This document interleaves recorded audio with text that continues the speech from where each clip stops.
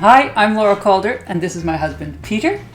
And we are here today answering more questions that newsletter readers have sent to my website, which is lauracalder.com. And if you'd like the newsletter, you can subscribe to it there. Or you can just send topics and questions here, and we'll answer them. So, 3 more today. Starting with... Read it upside down, it'll be much easier. Oh, there it is. First question from Ace625. She's asking about French food. It's a long question, but basically she complains, and it's a valid complaint, that all of her French cookbooks focus on the classics like coq au vin and French onion soup and beef bourguignon. But when she goes to France, she discovers there's a huge regional variety of cooking. There's also a lot of more modern and interesting cooking that's going on that you don't really find in your classic French cookbooks. And she wants to know if there are sources for the more modern and regional esoteric things you can find when you travel in France. Right. That is a good question, and I find exactly the same thing. Of course, I'm guilty myself of having written books on classic French cooking. It just seems to be something that, like a children's story that people like to hear again and again. These classics keep coming out. But I mean, obviously we haven't been to France in the last year or anywhere else. But the last time, it was just amazing how Paris, at least, reinvents itself constantly in the culinary department. And you just see such amazing, wonderful new things. We had some very memorable dinners there. I mean, in little places that didn't have a star, but deserved one.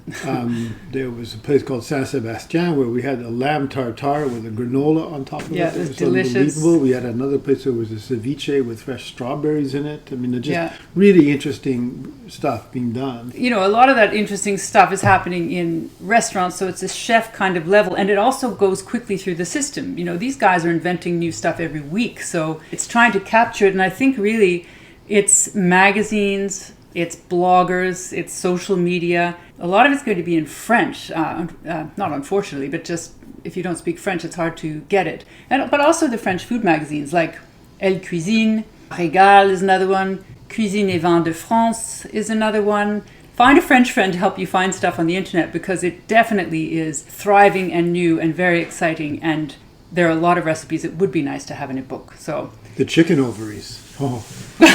we didn't get to try it. I mean, it's like a stem of egg yolks. I mean, it's really remarkable stuff that they're cooking and eating there that is not being seen in the cookbooks in North America, right? I mean, I hadn't zeroed in on the chicken ovaries, but good one, Peter.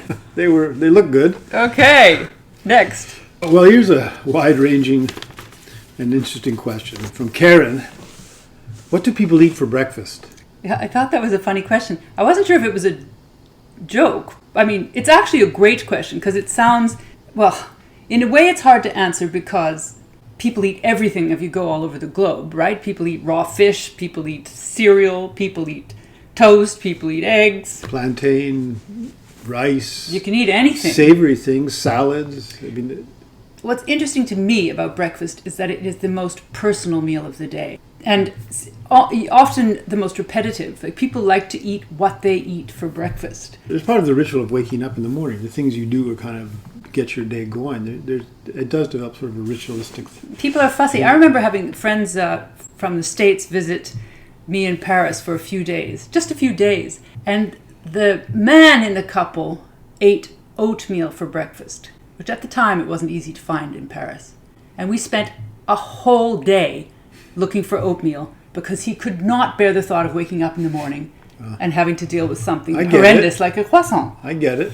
It's sort of comforting to start your day in a way that's... the way you like it. Some people like fruit and yogurt. Some people like, I don't know. But when people can't get what they want for breakfast, they can make a big stink when traveling. Whereas at dinner, people will be a lot more relaxed about it, no? I think that's true. We don't eat. I have coffee. Me too. Coffee. Well, tea. Coffee, shot of whiskey. If we have house guests, I am very mindful about asking people what they like. I've been in situations where breakfast has been imposed upon me, and I don't like it because I don't have a body that wants food first thing. So if someone sets a gigantic egg thing in front of me, it's off-putting. So it's also the first meal to go if people trying to lose weight, isn't it? I mean, it's sort of the one you can knock. Skip. Yeah. Some people say don't skip breakfast. For sedentary people like us. We get up and sip tea and write. Yeah.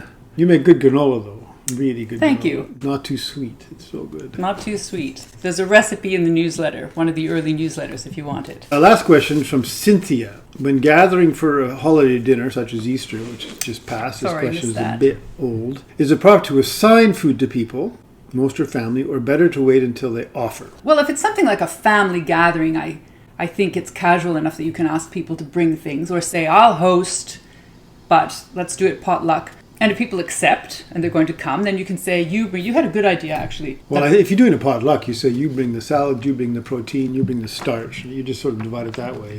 It's a better idea than say you bring a salad, because this was a long time ago, but once we were having a group dinner like this, and someone was asked to bring a salad to go with the lasagna that someone else was bringing.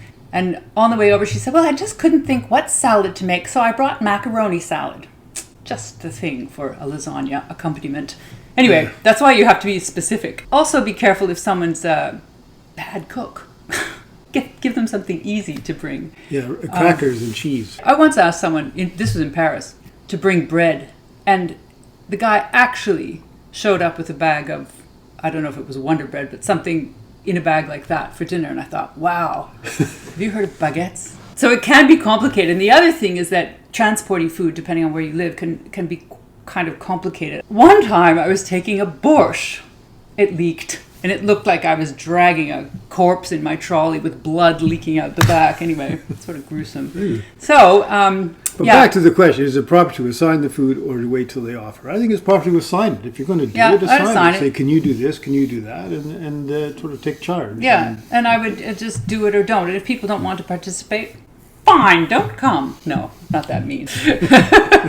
Yes, exactly. Exactly. That's it for today. I think we're being quick. But we'll be back if you send in more questions either below or to my website, lauracalder.com, where you can also subscribe to the newsletter. There's a new one out at the first of every month. Ciao. Bye-bye.